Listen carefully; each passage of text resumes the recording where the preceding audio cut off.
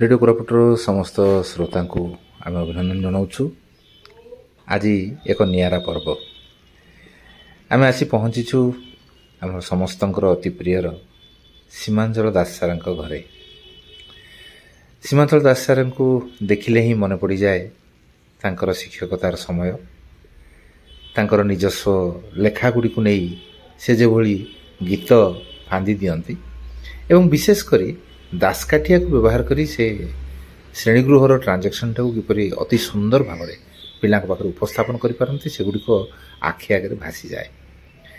तेणु आज जो पाखे आसी पहुँचे आम से अनुभूति संपर्क में जानिबा एवं सार को आम अनुरोध करवा से तांकर दासकाठिया को व्यवहार करी जो विभिन्न कथा कहूले से भितर किसी आमको से शुणेबे।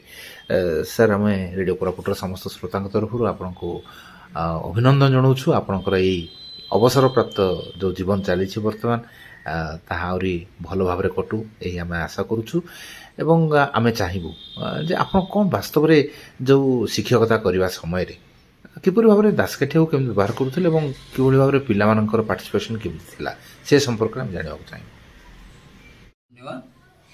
शिक्षकता जीवन में विशेषकर कोरापुट जिलार आदिवासी बहुल अंचल आदिवासी पिला गीत नाटक गप ए माध्यम पिला शिक्षा दिहला एवं दुईटी काठी की व्यवहार करके दासकाठिया माध्यम अक्षर शिक्षा जिला शिक्षा एगुड़िक आनंददायक होता एवं पिला माने सहजरे ग्रहण करवा बोली मु भावुली एवं सफल भी पाई पिला द्वारा।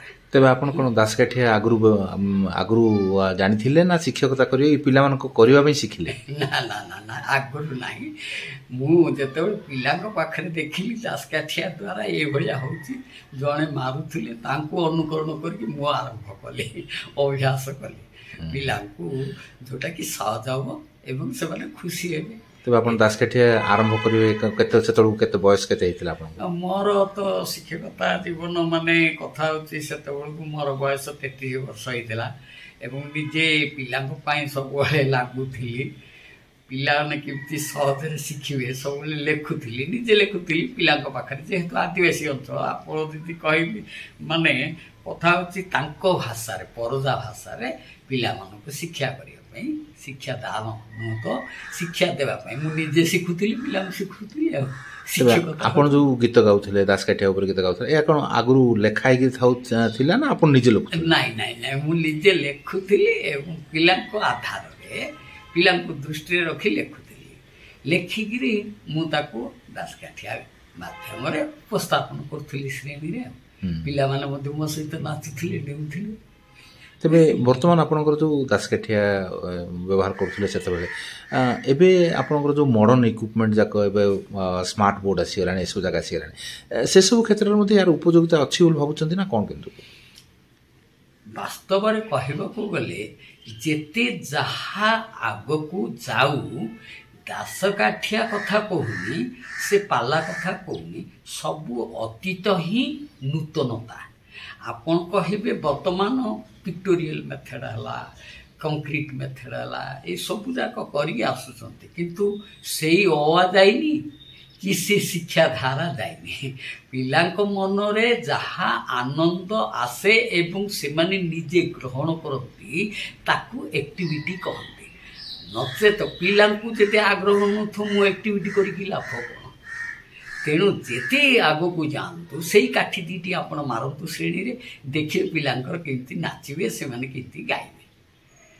तो आप गाइला बेलू दासकाठिया धरी गाइला बेलू पिला भी नाची उठुले? हाँ पिला नाचुले केमिति ना जते बेले ओ को डाकिला अरे भाई ओ को डाकिला हाथुई करी भात खा हाथुई करी भात खा ई को डाकला ई को डाकला ई रे भाई ई को डाकला ई तब तो पानी फुंकी फुंकी की ये हूँ आदिवासी अंचल भाषा बुझिले कि अंडा कहले ताकू मांडिया अंडा ऊ को डाकला ऊ रे बाबू के डाकला ऊ अंडा भात खाऊ रे बाबू अंडा भात खाऊ एमती जिते दासकाठिया माध्यम काठी बाजिला एवं भाषा जिते से डेइले से घर को गला पर्यंत डेई से गाई गाई जाऊ ତେବେ ଆପଣ ଆପଣ ଅକ୍ଷର ଯାକ ସେମାନଙ୍କୁ ଶିଖଉଥିଲେ, ତାପରେ ଆମେ ଶୁଣିଥିଲୁ ଜିଲ୍ଲା ଗୁଡ଼ିକ ମଧ୍ୟ ନାଁ ଗୁଡ଼ିକ ଆପଣ ସେଇ ଭାବରେ ଆପଣ ତାଙ୍କୁ ଅଭ୍ୟାସ କରାଇଛନ୍ତି ସେ ବିଷୟରେ। ଜିଲ୍ଲା ମଧ୍ୟ ଅକ୍ଷର କ୍ରମରେ ଅ କ କ କ କ କ କ ଖ ଗ ଏମିତି ଅକ୍ଷର କ୍ରମରେ ଯାଇଥିଲା। ଏବଂ ପ୍ରତି ଜିଲ୍ଲାରେ ଉପଜିଲ୍ଲା ଅଛି, ଦର୍ଶନୀୟ ସ୍ଥାନ ଅଛି। ଏବେ ଯେତେବେଳେ ଆମେ କୋରାପୁଟ ଜିଲ୍ଲା କଥା କହୁଥିଲୁ, କୋରାପୁଟ ଜିଲ୍ଲାରେ ଅଛି 2ଟି ଉପଜିଲ୍ଲା। କୋରାପୁଟ ଜୟପୁର ନାମ ବୋଲାଇଲା, ବିଗ୍ ବିମାନ କାରଖାନା ଆଗକୁ ତେସର, ଜଲାପୁଟ ଜଳପ୍ରପାତ ବଡ଼ ସୁନ୍ଦର, ଟାକା ଟାକିଡ଼ି କରି ସେମାନେ ମଧ୍ୟ ତାଙ୍କୁ ଦେଉଥିଲେ। ପିଲାମାନେ ଆଗ୍ରହ ବଢ଼ିଲେ ମାନେ ନିଜେ ପ୍ରୟାସ କରିଆସୁଛି, ଶିକ୍ଷକ ନିଜେ ପ୍ରୟାସ କରିବେ। କାରଣ ମୋର ଯେତେବେଳେ ସମସ୍ୟା ହେଉଛି, ମୋ ପିଲାଙ୍କର ସମସ୍ୟାଟାକୁ ମୁଁ ହୃଦବୋଧ କରୁଥିଲି, କାହିଁକି ଏମାନେ ଜାଣିପାରୁନାହାନ୍ତି। ତଥାପି ମୋ ଚାକିରି ଜୀବନ କାଳ ଭିତରେ ସବୁ ପିଲାଙ୍କୁ ଭଲ ମଣିଷ କରେଇଛି, କିନ୍ତୁ 60% ମୁଁ ସକ୍ସେସ୍ ହେଇଛି। ମୋର ନିଜର ଅନୁଭୂତିରେ ମୁଁ କହୁଛି, ମୁଁ 100% ନୁହଁ, 60% କିନ୍ତୁ ସକ୍ସେସ୍ ହେଇଛି। ମୋ ପିଲାମାନେ ଭଲ ମଣିଷ ହେଇଛନ୍ତି, କେହି ଚୋରି ଡକାୟତି କରିନାହାନ୍ତି, ଯିଏ ଯାହା ସ୍ଥାନରେ ଉତ୍ତମ କାର୍ଯ୍ୟ କରିକି ରହିଛନ୍ତି। ଯେତିକି ପିଲା କ'ଣ କରିବ। ଅବସର କେବେ ନେଲେ? ଅବସର କେଉଁ ମସିହା? ମୁଁ ନେଲି 2012 ଏପ୍ରିଲ ମାସରେ। କେତେଟା ସ୍କୁଲରେ ଆପଣ ସର୍ଭିସ୍ କରିଥିବେ? ମୁଁ ସର୍ଭିସ୍ କରିଛି କମ୍ ସ୍କୁଲରେ, ବୁଝିଲେ କି। ପ୍ରଥମେ ଦଶମନ୍ତପୁର ବ୍ଲକ, ତାପରେ କୋରାପୁଟ ବ୍ଲକ ସରିଲା, ତାପରେ କୋରାପୁଟ NSରେ ଅବସର ନେଲି। ତେବେ ସହଯୋଗ ମିଳୁଥିଲା ଆପଣଙ୍କୁ ପିଲାମାନଙ୍କଠୁ ଏବଂ ଅନ୍ୟମାନଙ୍କଠୁ? ନାଇଁ, ଅଦ୍ୟାବଧି ମଧ୍ୟ ମୁଁ ସ୍କୁଲ ଗଲେ ପିଲାଙ୍କର ଆଗ୍ରହ ଅଛି, ପିଲାମାନେ ଦେଉଥିବେ। ବର୍ତ୍ତମାନ ବି ସ୍କୁଲ ଯାଉଛନ୍ତି? ହଁ, ବର୍ତ୍ତମାନ ମଧ୍ୟ ମୁଁ ପ୍ରତ୍ୟେକ ସ୍କୁଲ, ହାଇସ୍କୁଲ ମଧ୍ୟ ମୁଁ ଯାଉଛି। କଟକ ଗଲେ ମଧ୍ୟ ରାଣୀହାଟ ହାଇସ୍କୁଲ କଥା, ଯୋଉଠିକି କଲେଜକୁ ଆପଣଙ୍କର ଆମର ଯୋଉ ରେଭେନ୍ସା କଲେଜ, ଶୈଳବାଳା କଲେଜ, ଆମେ ଯେତେବେଳେ ଯାଉଛୁ ସେମିତି ସାଙ୍ଗସାଥିରେ ଯିଏ ଡାକିଲା ଚାଲିଯାଉଛି। ଯାଇକି ସ୍କୁଲ ଜାଗାରେ ବର୍ତ୍ତମାନ ବିଶେଷ କରି ଆପଣ କ'ଣ ତାଙ୍କୁ ଇଏ କରୁଛନ୍ତି? ପିଲାମାନଙ୍କୁ ଅଳଙ୍କାର ଉପରେ, ଆମେ ତ ବହୁତ ପାଠ ପଢିନୁ, କମ୍ ପାଠ ପଢିଥିଲୁ, ଯୋଉଟାକି ଆମେ ଅଣସ୍ତରରେ ପଢିବା ଲୋକ, ବୁଝିଲେ କି। ଅଳଙ୍କାର ଉପରେ, ଗ୍ରାମର ଉପରେ, ସାହିତ୍ୟ ଉପରେ ପିଲାଙ୍କୁ ଏବେ ଯେତେବେଳେ ପ୍ରକୃତ କଥା ହେଉଛି କ'ଣ, ପିଲାଙ୍କର ସମସ୍ୟା ବହୁତ ଦେଖାଯାଉଛି ଭାଇ, ଦୁଃଖ ବି ଲାଗୁଛି। ପିଲାଙ୍କ ମନରେ ଯଦି ଆନନ୍ଦ ନାହିଁ, ବର୍ତ୍ତମାନ ମୁଁ ଚାହୁଁଛି ପିଲାଙ୍କ ମନରେ ଯଦି ଆନନ୍ଦ ନାହିଁ, ଶିକ୍ଷାର ସଫଳ କୋଉଠି ହେବ। ଧନ୍ୟବାଦ ସାର୍, ଆପଣଙ୍କ ସହିତ କଥାବାର୍ତ୍ତା କରି ଆପଣଙ୍କ ଠାରୁ ପୁଣି ଥରେ ପୁରୁଣା ଦାସକାଠିଆ ଗୀତ ଗୁଡ଼ିକ ଶୁଣି ନିଶ୍ଚିତ ଭାବରେ ଆମେ ଆନନ୍ଦିତ ହୋଇଛୁ ଏବଂ ପିଲାମାନେ ବି ଉପକୃତ ହେବେ।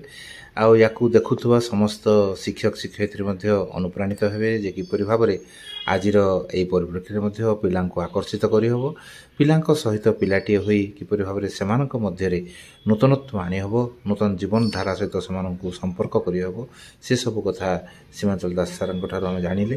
ତେଣୁ ସାର୍ଙ୍କ ପାଖରେ ଆମେ କୃତଜ୍ଞତା ଜଣାଉଛେ ରେଡ଼ିଓ କୋରାପୁଟର ସମସ୍ତ ଶ୍ରୋତାଙ୍କ ତରଫରୁ ଏବଂ ସମସ୍ତ ଶିକ୍ଷକ ଶିକ୍ଷୟିତ୍ରୀ ଏବଂ ଶିଶୁମାନଙ୍କ ତରଫରୁ ତାଙ୍କ ପାଖରେ କୃତଜ୍ଞତା ଜଣାଇ ରହୁଛି। ତେବେ ମୁଁ CH ସାନ୍ତାକାର ରେଡ଼ିଓ କୋରାପୁଟ ପାଇଁ ପୁଣି ଥରେ ଆଉ ଏକ ଏପିସୋଡ଼ରେ ଦେଖା ହେବ ଆଉ ଜଣେ ବ୍ୟକ୍ତିତ୍ୱଙ୍କ ସହିତ।